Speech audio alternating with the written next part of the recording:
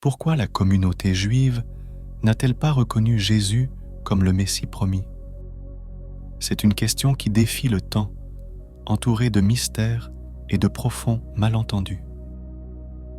Le moment est venu d'explorer cette vérité avec un nouveau regard, de creuser les secrets des prophéties et de réfléchir à la façon dont Dieu et le diable ont pu jouer un rôle crucial dans cette histoire.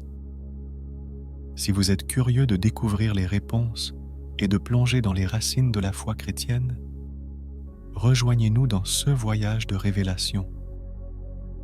Abonnez-vous à la chaîne pour ne manquer aucune de nos futures explorations spirituelles. Lorsque Jésus marchait parmi nous, il guérissait les malades, rendait l'ouïe aux sourds, faisait marcher les paralysés et délivrait les lépreux de leurs plaies. Il a même ressuscité les morts devant les dirigeants juifs. Mais bien qu'ils connaissaient les anciennes prophéties, ils refusèrent de le reconnaître comme le Messie. La question se pose spontanément. Pourquoi tout cela est-il arrivé? Pourquoi un peuple qui attendait impatiemment son Sauveur l'a-t-il rejeté? Peut-être que leur cœur était trop endurci pour accepter une vérité aussi puissante? Commentaire ci-dessous. Selon vous, quelle aurait pu être la raison principale de ce refus? Nous sommes curieux de connaître votre opinion et d'entendre vos réflexions sur cette question de foi et de mystère. La réponse réside peut-être dans une confusion entre les prophéties de l'Ancien Testament concernant la première et la seconde venue de Jésus. Beaucoup s'attendaient à ce que le Messie accomplisse toutes les promesses en une seule manifestation, sans comprendre que certaines prophéties concernaient des événements futurs et réservaient sa seconde venue.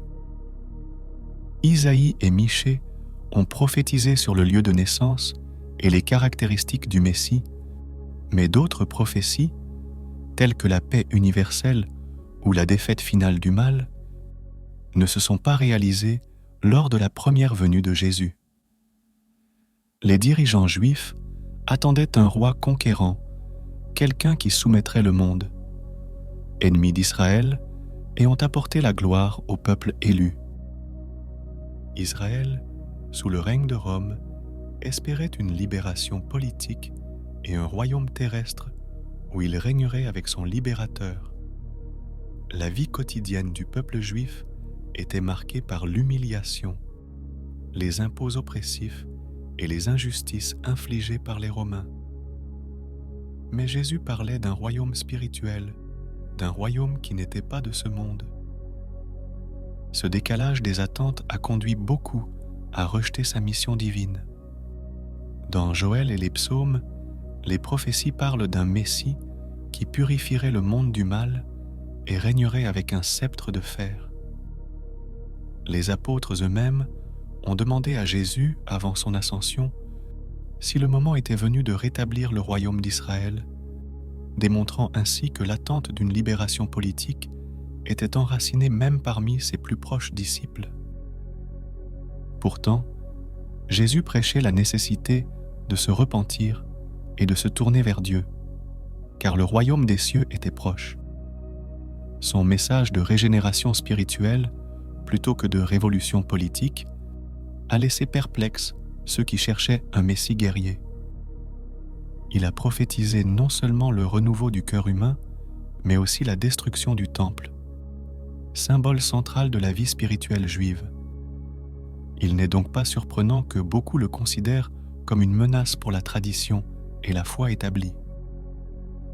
Son appel au changement intérieur, au pardon des ennemis et au renoncement à la vengeance était perçu comme une faiblesse par ceux qui souhaitaient une révolte contre l'oppresseur.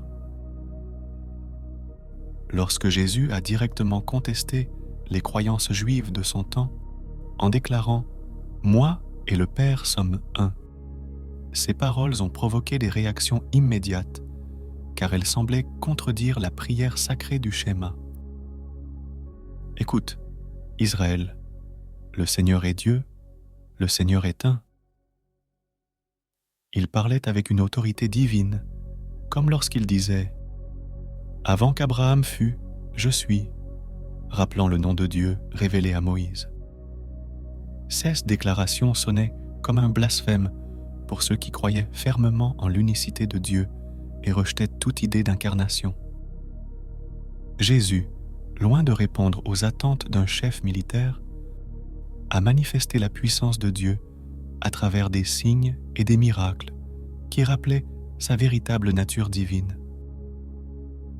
Il enseigna des principes qui défiaient la tradition, comme le pardon des péchés et l'amour des ennemis, brisant ainsi les attentes d'un Messie vengeur et purificateur.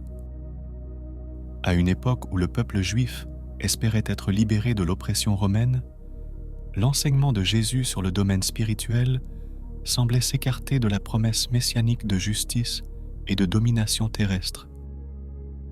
Mais le point le plus controversé était peut-être son pouvoir de pardonner les péchés, qu'il revendiquait comme son droit divin. Lorsqu'il dit aux paralytiques que ses péchés étaient pardonnés, les chefs religieux furent choqués. Seul Dieu pouvait absoudre les péchés selon la loi mosaïque. Jésus affirmait non seulement son autorité sur les maladies physiques, mais aussi sur la condition spirituelle de l'âme humaine. Et cela, pour beaucoup, était tout simplement inacceptable.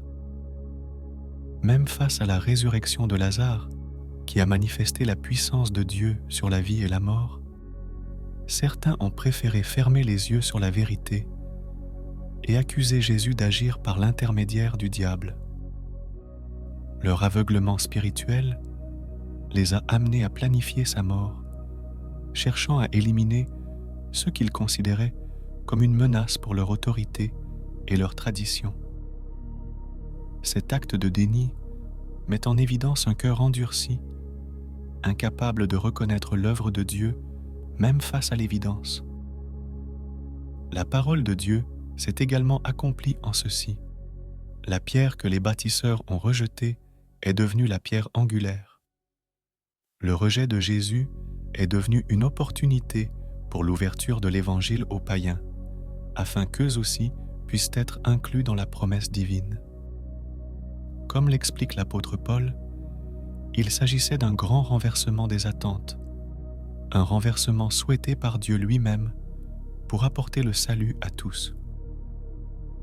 Le plan divin a été révélé dans toute son ampleur, étendant la miséricorde et la grâce de Dieu à quiconque avait foi au nom de Jésus. Dieu a permis que le rejet du Messie par son peuple ouvre une voie de rédemption pour le monde entier. Paul exhorte les gentils à prier pour le salut d'Israël, afin qu'ils reconnaissent Jésus comme le Messie et comprennent le véritable chemin de la justice divine. Cette ouverture de cœur et d'esprit est essentielle pour aborder le mystère du salut et embrasser la grâce que Dieu offre à toute l'humanité. Nous vous invitons à rejoindre notre communauté. Abonnez-vous à notre chaîne pour explorer ensemble le sens profond des prophéties, le mystère de la foi et la rédemption offerte par le Christ. Si votre cœur a été touché par ce message, laissez-nous un commentaire. Que pensez-vous de la question du rejet de Jésus? Quelle est votre interprétation de ce rejet de la part de ceux qui attendaient depuis si longtemps leur Sauveur? Aidez-nous à apporter lumière et compréhension à cette vérité en partageant votre opinion et en diffusant la parole de Dieu.